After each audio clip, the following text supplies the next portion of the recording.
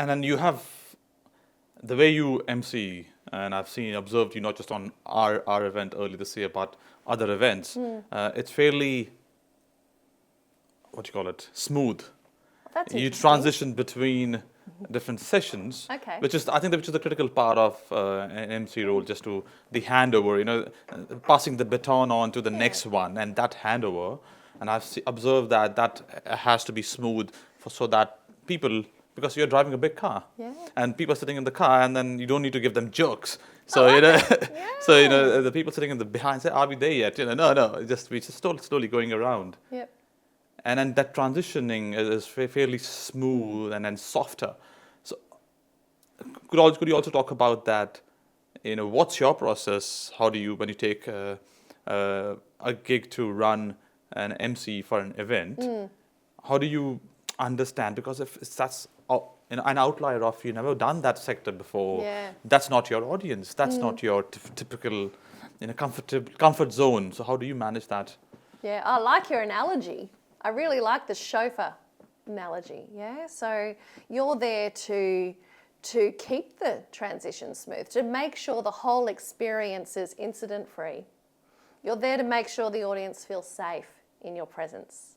A great MC can bookend even the most inexperienced speakers and make the whole thing feel great.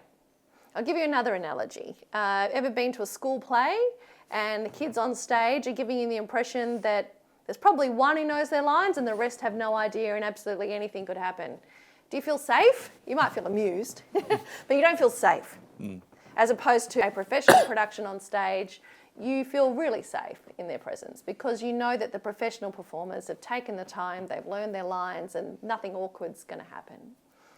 As the MC, that's your job, is to make the audience feel they're safe in your presence. So the chauffeur is a really nice analogy. I always, when I'm training, talk about you being the tour guide. A great tour guide not only makes you feel safe, they add context and they educate along the way, and they also entertain. I think all too often we forget about the very simple fact that a spoonful of sugar makes the medicine go down. If we're there to talk about serious issues, we still need a degree of entertainment, a bit of energy about the thing. No point sending people to sleep. We can't be boring. So the tour guide, the great tour guide, and same with an event, the great leader of an event, the great MC, will, even in the presence of presenters who could have done a better job, will make the audience feel like we'll be okay. And that's my goal.